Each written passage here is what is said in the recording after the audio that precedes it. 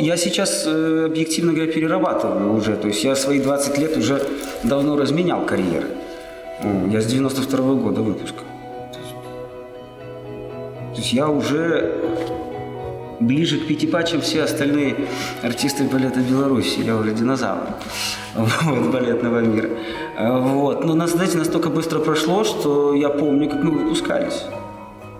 И вручение дипломов на сцене этого театра я тоже помню. И казалось, ой, боже, 20 лет. Вдох-выдох.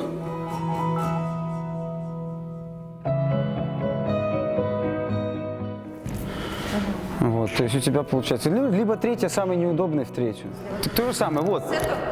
Грубо говоря, это ДГЖ. Вот, а рука какая наверху получается, если в ту сторону наверх? Ну, правая. Опорная. По опорной ноге рука наверх уходит.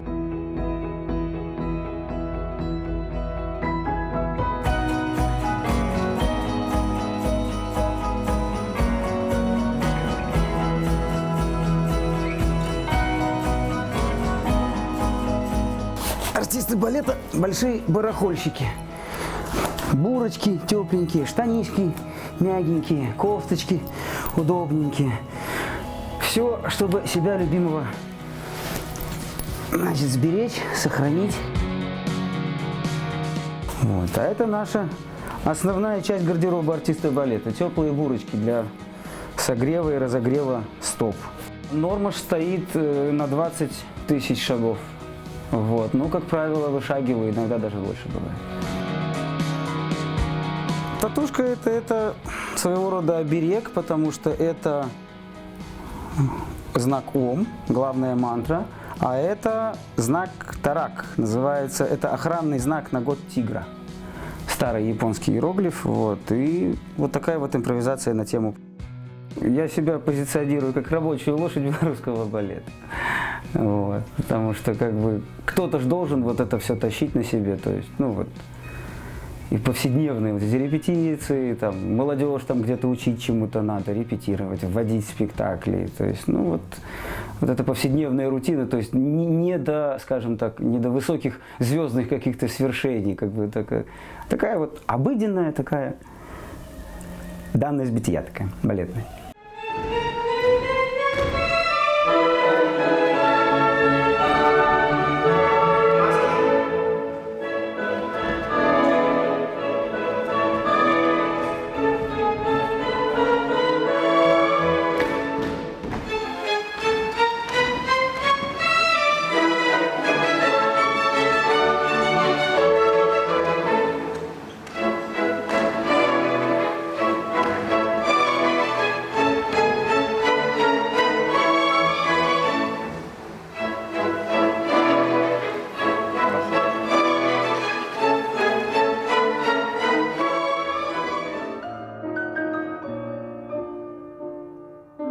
Мама хотела, чтобы я танцевал.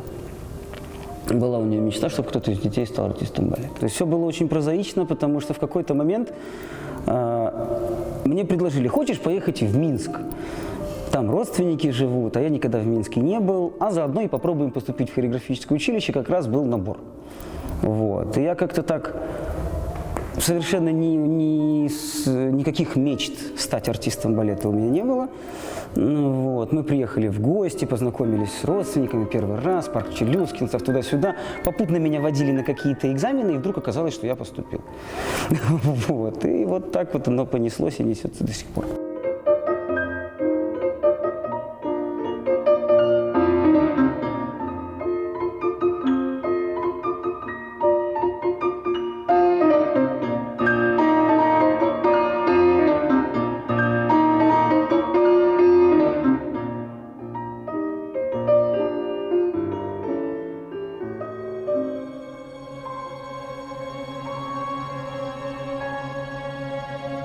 Там создавалась балетная труппа на тот момент Нины Николаевны Дьяченко. Она была преподавателем в училище, она вела у нас народный характерный танец, и в тот момент ее пригласили в музыкальный театр на должность балетмейстера. И фактически весь наш класс перешел туда. Меня брали в оперный театр, но поскольку мы с Юлей уже на тот момент были парой, я, естественно, пошел за Юлей. И все, дальше началась рутинная работа артистов балета в музыкальном театре. По молодости, да, был какой-то максимализм, даже когда кто-то опытные педагоги говорили там, вот не стоит здесь вот так, говоришь, все равно я попробую, я сначала обожгусь, да, а потом, то есть да, но на самом деле у нас настолько живая профессия, что вот не попробовать нарушить вот этот вот такой большой соблазн, вот попробовать. А если я сделаю по-другому, вдруг получится лучше, чем было. Потому что повторять то, что уже многократно сделано до тебя, в какой-то момент становится скучно.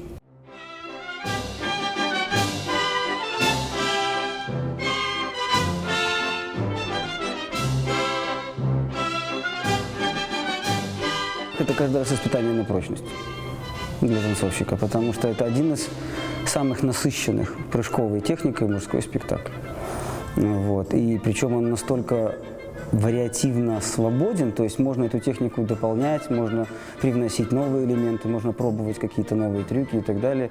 И он очень гениально поставлен в этом плане, что танцовщик может фактически из спектакля в спектакль танцевать ту же вариацию, в принципе, по-разному, сохраняя канву, и использовать какие-то новые элементы. И при этом расти как бы профессионально, творчески.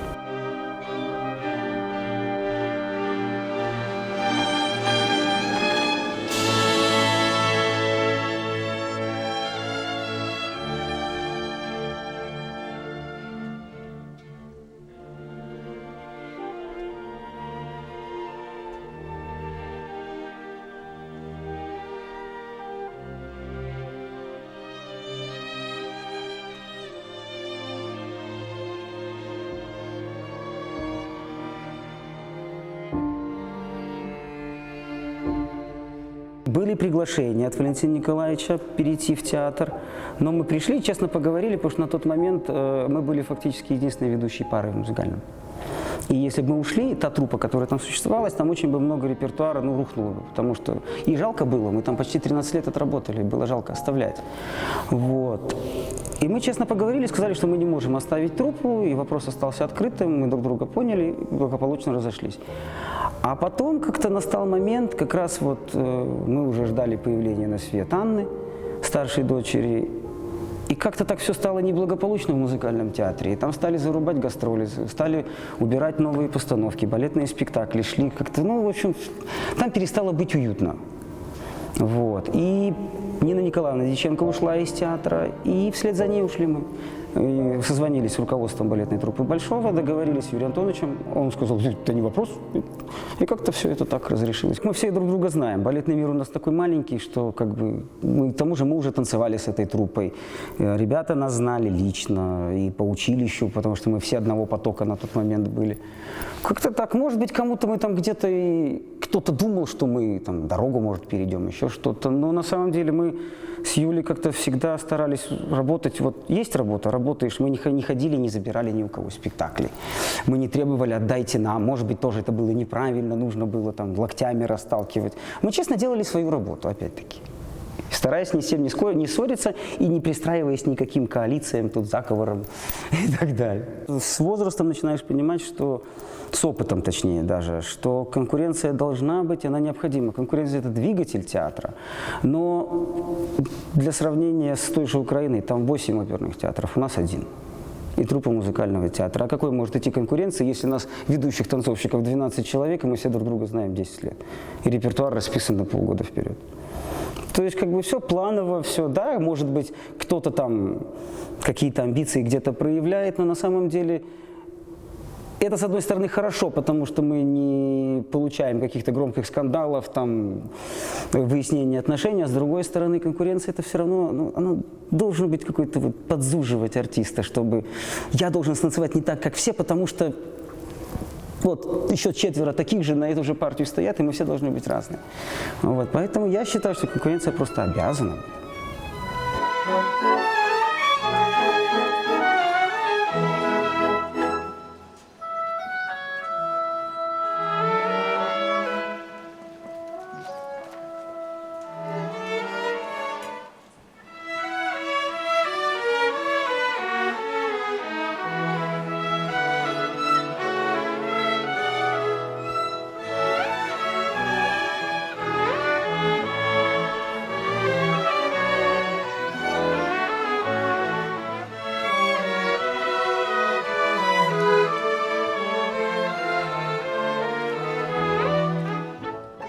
мужчина уже стал не только тенью или там балерины, да, а он уже становится равноправным участником спектакля. И последнее время, последние года тенденция идет, во-первых, на универсальность танцовщика, способность работать в любом стиле, работать в любом темпе.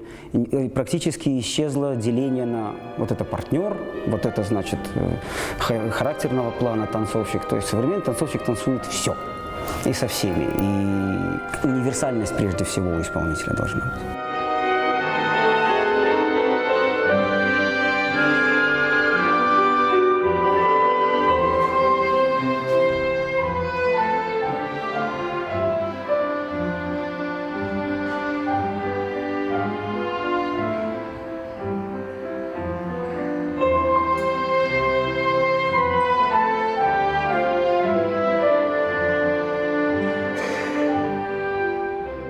Мне довелось потанцевать, наверное, все. И Принцев танцевал, и Шутов тех же танцевал. То есть я достаточно универсален в этом плане. Ну да, естественно, если будет возможность сравнивать или выбирать, то, например, в том же «Лебедином озере» какой-нибудь высокий парень с длинными ногами, рослый, с прической, будет выглядеть более эффектно, чем я.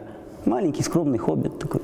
Вот. Поэтому я, наверное, предпочту того же Шута или тоже под эту раз танцевать и быть, не теряя своих регалий там, и не потеряв свою корону.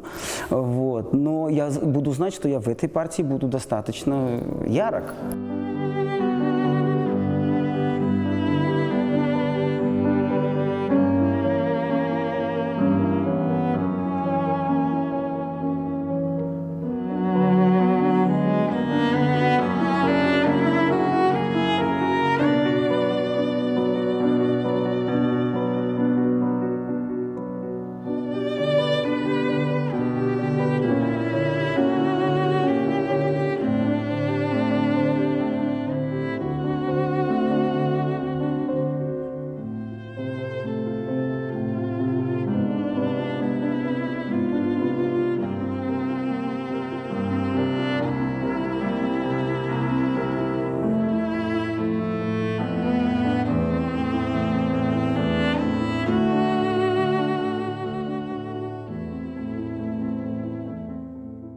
Я абсолютно не соревновательный человек. Мы не ездили на конкурсы побеждать.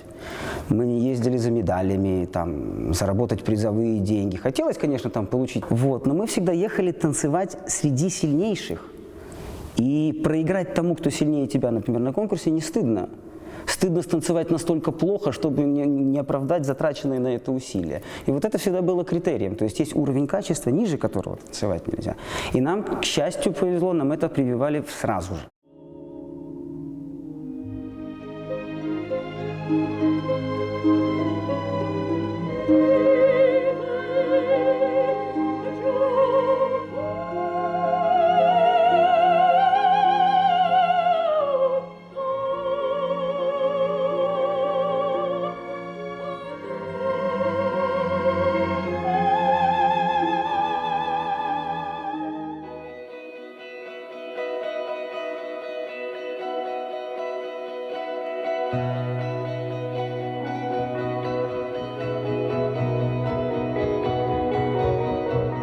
Кстати, мы были единственными с Юлей артистами балета, у которых был бенефис во Дворце Республики. Если по-хорошему к этому относиться, это возможность сделать что-то, что не делал до тебя никто.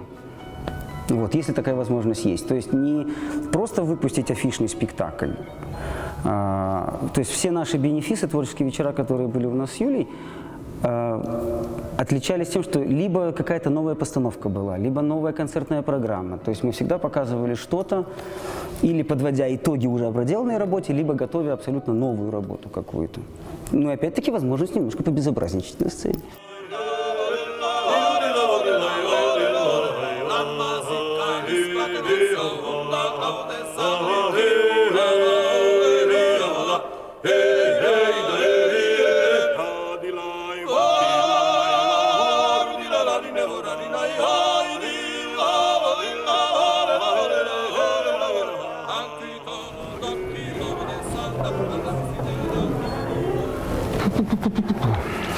В кино попадешь? Да, конечно, да. думаю, уже скоро вернуться. Точно? Ну, сейчас дам сессию и хотя бы на классику. Хотя бы только Для классику. формы. А ну, знаете, как просто встаешь и уже все ломит, все ломит. Ну, надо гимнастику встала, утром быстренько обруч покрутила какой-нибудь. Ну, я Катю покрутила и пошла завтракать. Ну, Юля у меня сидела как Рапунцель вообще первое время, потому что 3-й этаж, а она выбраться не может с коляской, а собаки еще дома. Идите, мужской, как раз мы.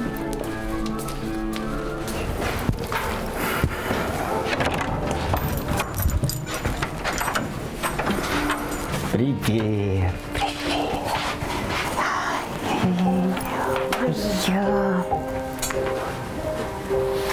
Я узнала папку.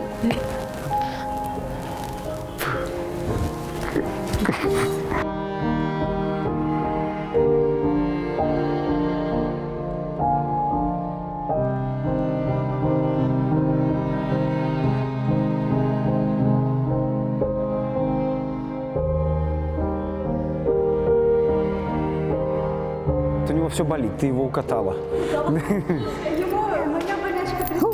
Сиська. Не, на самом деле у него, видимо, тоже там с ногой что-то, и он боится, что пережмет. Нет, это мое. Это мое. Это...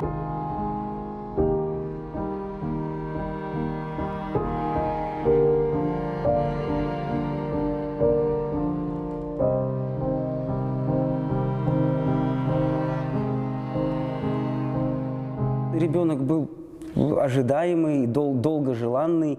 Вот. И как бы опыт уже общения со старшей дочерью все-таки сказывается, потому что все сразу быстро вспомнилось, все навыки снова появились глаза вот здесь, еще одно ухо выросло, значит, сразу. Вот. Ответственность в каком плане? Ну, потому что Ане старше, ей уже 14, и она уже самостоятельная личность, она учится в хореографическом училище, тоже готовится стать балериной, она уже взрослый человек.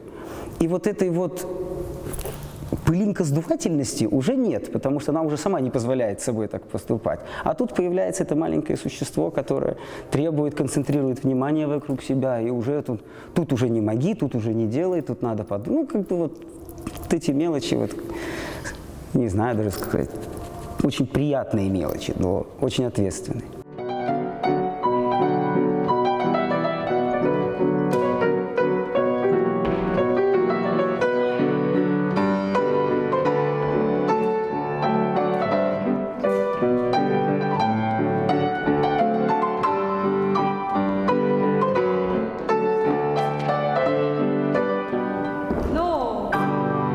Спасибо. Вот этот жест, когда, слышишь, переход на перекидные, когда поискала, может, чуть проще хочется, да? Ты такая спотеешь, такая, нет, ну и ладно. Ай, ну его, знаешь. Падай, потом проще. Эх, да, так где-то вот. Или так, или вот так, да. Ну, то есть делай, как делал. Человечнее. Китри, она такая, не больше земная такая. Не. Да.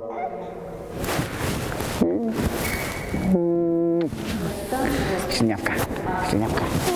Вот чуть-чуть делаешь. Привет. Ой. То есть, может быть, садыбаск, шаг сутеню, например. Или садыбаск, шоссе. Два варианта. Либо мы с шагов идем, либо с шагов на садыбаск мы идем, да?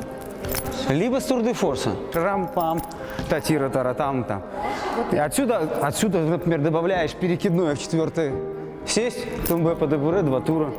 Относительно давно я уже начал давать уроки в труппе, то есть урок классического танца, который проводится каждый день, то есть как педагог-репетитор. Постепенно, значит, меня стали привлекать уже к репетиционной деятельности, то есть какие-то вводы молодых артистов, работа с кардебалетом, солистами. То есть такая вот рутинная работа репетитора. Положи. Сейчас ногой вниз, акцент ребята.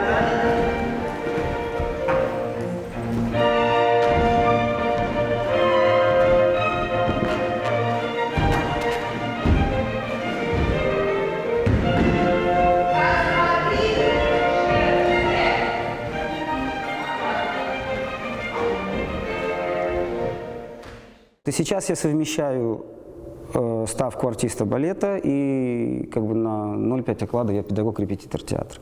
Плюс до недавнего времени я еще преподавал в хореографическом колледже, но сейчас в силу причин у нас дочь родилась и как бы много работы. Сочетать просто это уже практически невозможно, поэтому школу пришлось оставить. Хотя в школе я отработал больше 15 лет. И можно сказать, что основной состав труппы и солистов и кардебалета так или иначе учились у меня в классе, в училище на уроках дуэтного танца. Вот. Та же Катя Олейник, которая сегодня репетировала, это моя ученица.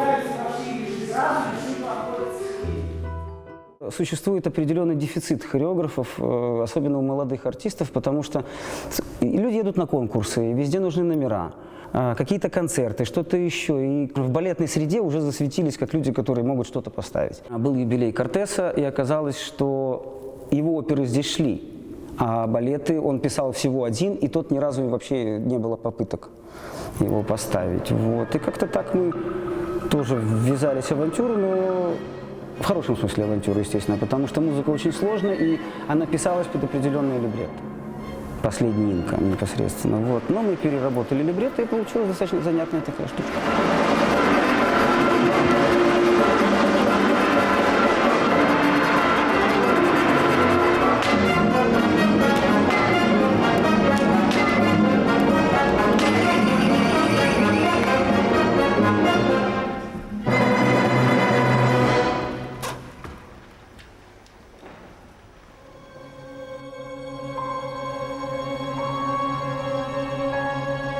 В какой-то момент в театре у нас ставилась программа на бетховенские вечера для поездки в Бонн.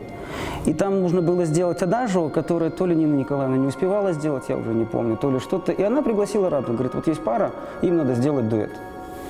То есть для Рады он тогда учился у Елизарева, и ему тогда нужно было на кого-то ставить. И мы всегда потом смеялись, что у нас был симбиоз. Нам нужны были номера, ему нужны были подопытные кролики, на кого можно было это все ставить.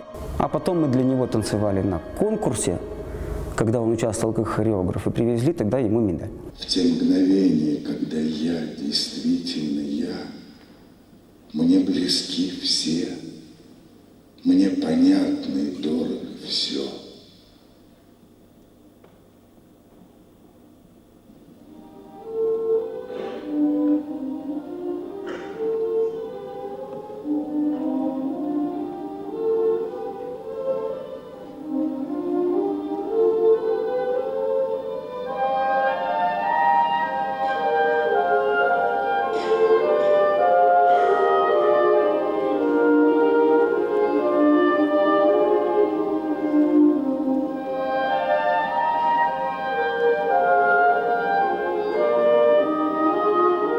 Он свободен от каких-либо табу и ограничений. Если ему надо элемент, он его берет, невзирая от того, из какого вообще стиля, из какой пластики он сделан. Раду очень хулиганский, на мой взгляд, хореограф, очень провокационный, и он не боится делать именно так, как считает нужным. Он не будет угождать зрителю, чтобы вот не поймут, давайте мы здесь помягче, тут ножки пониже, костюмчики поскромнее. Нет, если ему надо, он сделает так, как ему нужно. Привязываться просто к какому-то определенному стилю, наверное, в наше время, достаточно, не то чтобы скучно, а как-то неинтересно совсем, потому что настолько богатый мир пластический, столько школ, сколько направлений, что не попробовать хотя бы использовать знания, накопленные в каждом из этих направлений, хотя бы по чуть-чуть, было бы просто безалаберностью балетной какой-то. Но такой большой мир, зацикливаться только в одном направлении, просто нельзя.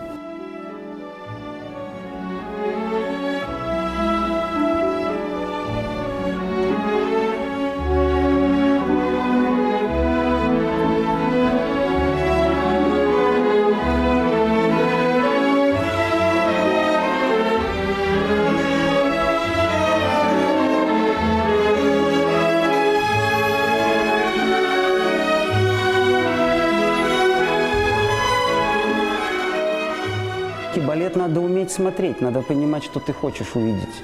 Мне так кажется, потому что, ну, оперу, например, да, не хочешь смотреть на сцену, закрыл глаза, слушай. Поют, там, нравится, не нравится, уже если тебе не устраивает сценография, там, режиссура и так далее. А балет, ну, надо смотреть. И что ты хочешь увидеть, как кто-то там красиво двигается, на красивых девочек посмотреть, там, на мускулистых мальчиков, в конце концов. Вот. Или попытаться найти какую-то, вот, что заложено хореографом, зерно какое-то рациональное.